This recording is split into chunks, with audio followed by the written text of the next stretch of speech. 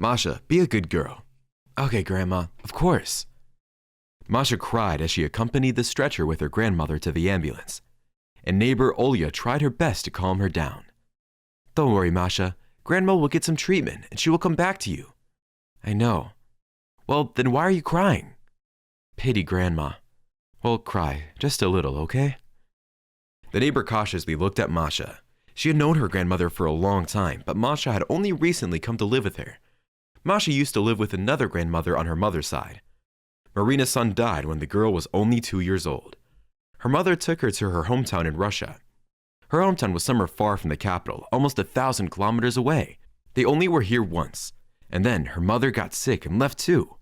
Masha stayed to live with the grandmother, and about 6 months ago, Marina went somewhere. She came back 2 weeks later holding Masha's hand. Masha's grandmothers always communicated, wrote letters, called each other. That grandmother lived in some remote village, and when it was time for Masha to go to school, they decided that the girl would be better off in the city, especially since the grandmother with whom Masha had lived before was quite old. She was the Marina who told her a little about that grandmother and about Masha herself, something that made the neighbor now look at the girl with apprehension. They went to Olga's house. Olga, what about my lessons? Maybe I'll do them at home and then come to you. Exactly. I have to check what you are doing here. No, Masha, I have enough space. You know that my son grew up a long time ago. He lives separately. I'm alone and I have 2 rooms. So let's go. We'll take everything you need and you'll live with me. Well, and the flowers that will be left in the other apartment. You will run and water yourself or we'll go together.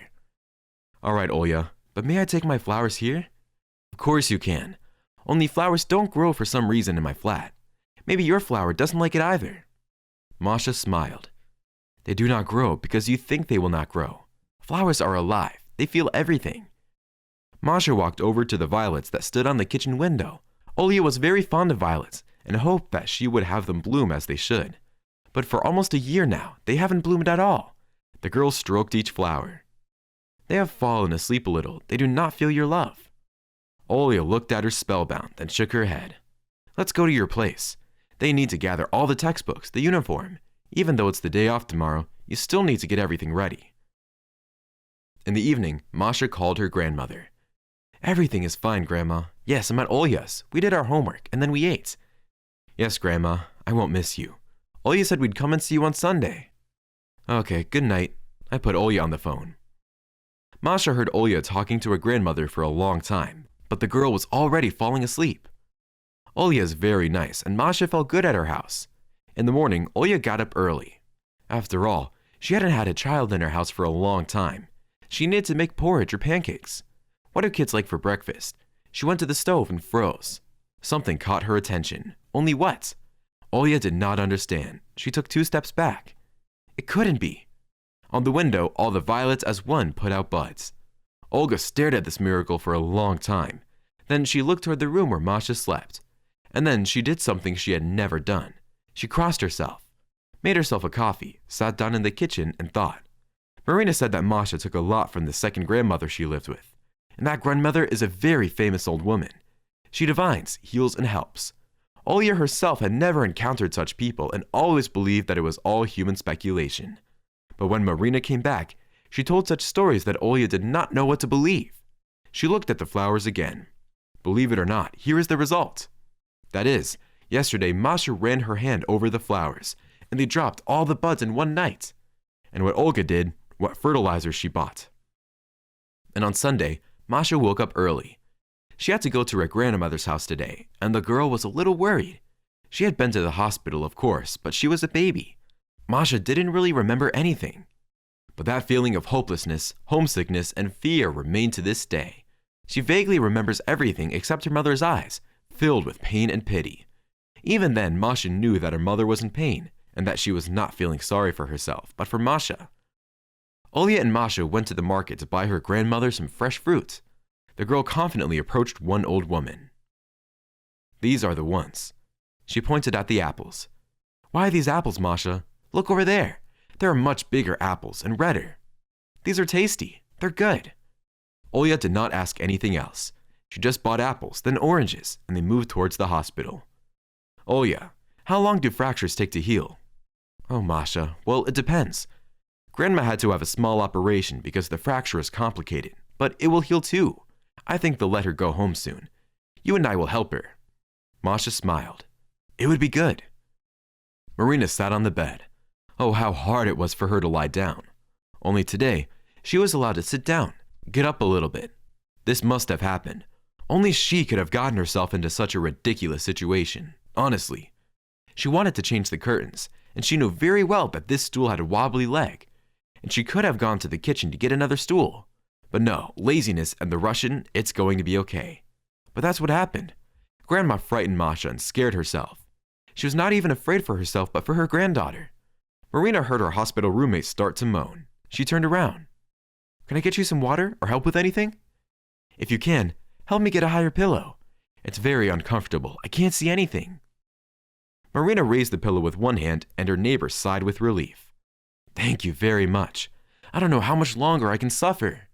I wish I could die sooner. I've tortured everyone." Marina looked at the woman sternly. "What are you talking about? The daughter goes to you every day, worried, and you say that." "So I think about her too. She has 2 children and she's tormented by me. I've been between life and death for a year now. The doctors are all over the place. No one can give a proper diagnosis. They treat me for one or the other. You know how I was a year ago. I'm only 50 and I can't even stand up. Why am I like this? I'm useless. I've only tied my family's hands." "You can't do that. You have to fight. Don't you understand that you're only making yourself worse off in this mood?"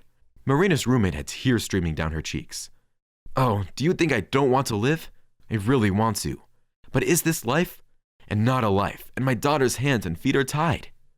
Marina didn't have time to answer. The door swung open. "Granny!" Masha ran to her. "Granddaughter, how I've missed you." Masha carefully hugged her grandmother on the side where her arm was healthy. "And me and Olya bought you kind apples." "Kind apples? What do you mean?" "Well, the kind ones. The ones that grow where love is. The ones that were gathered with good words." Marina smiled. "Those must be the tastiest apples." "Yes, grandmother, the most delicious." Olya came into the ward. "Masha, I didn't tell you which room. How did you guess?" Masha shrugged her shoulders. "So there's the grandmother. I can feel her." Olya and Marina were talking about something, and Masha was staring at that woman, her grandmother's neighbor in the hospital room. The woman wiped away her tears, but they kept rolling away. Masha suddenly freed herself from her grandmother's embrace. She got up, took an apple out of the bag. Marina was silent when she saw that Masha went to her neighbor. "Hello." The woman looked at Masha.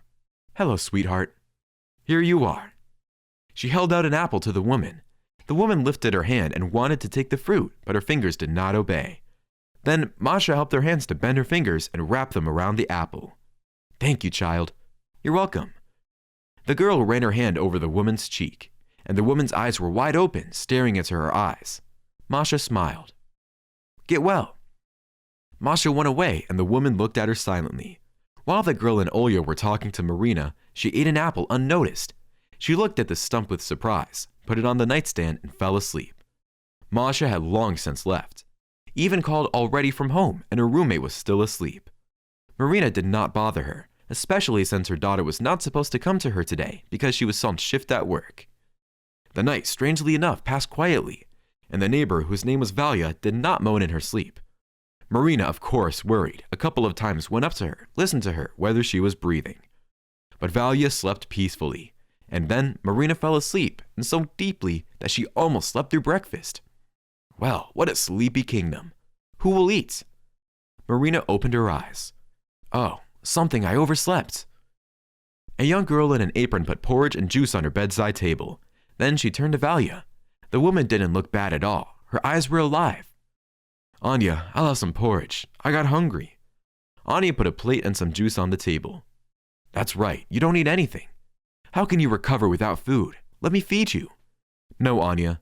You help me sit down, and I'll try it myself.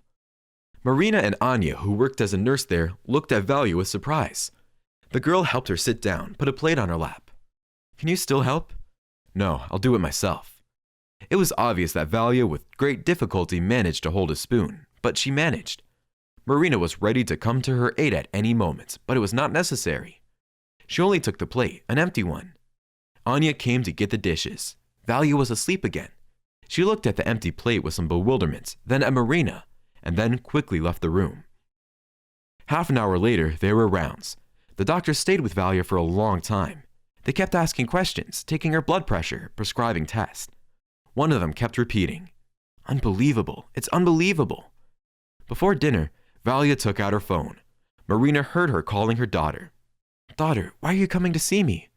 "Yes, I know, that's why I'm calling. Could you get me some cottage cheese, please? But not sweet, just plain cottage cheese." Her daughter arrived an hour later. "Mom, my daughter, I missed you so much." Valia sat up again, and Marina was even unaccustomed to seeing her like this. Her daughter was smiling, and tears were streaming from her eyes. "Mom, I bought cottage cheese, juice, and more." "This is good. I think I'll eat it all at once." "Mom, you can't eat everything at once. You haven't eaten anything for so long." The young woman laughed and hugged her mother. In the evening, when Marina went out of the room for a walk, she heard what the nurses were saying, and the nurses were discussing such a strange event as Valia's health. "We thought she would live a few months, and she hasn't stood up in a long time. She was fed through an IV because she hadn't eaten anything." Yes, miracles happen. 3 days later, Marina was discharged home for further treatments. Masha and Olya were waiting from her outside, and Marina was unhurriedly folding her things. "Valia, don't stay here too long either." "Oh, Marina, if you only knew how much I wanted to go home. At first, I was dying. I couldn't do anything, and doctors too. But now the doctors won't let me go. They're studying me like some kind of phenomenon." But I told them, "Only till the end of the week. It's my daughter's birthday, and I want to go home." And rightly so. At home and the walls help. I haven't been here long, but I want to go home so badly, because my granddaughter lives with a neighbor. "Marina, can I ask you?" "You can. I know what you want to ask." Valia looked at her carefully. "So, I think, right? So it was your granddaughter who helped me." Marina sat down. "I cannot answer this question for you. She lived with her grandmother, and her grandmother was one of those, you know. She told me that Masha had a strong gift, but I try not to believe it all. And I want Masha to forget." Valia sighed. She came to save people. Do not forbid her. Valia went out to see off Marina. She hugged and kissed little Masha, and while no one else can hear, whispered in her ear, "Thank you, little girl." Masha smiled and simply answered, "You're welcome." And then she ran up to her grandmother, taking her hand. "Grandma, let's go home soon. Let's go home soon."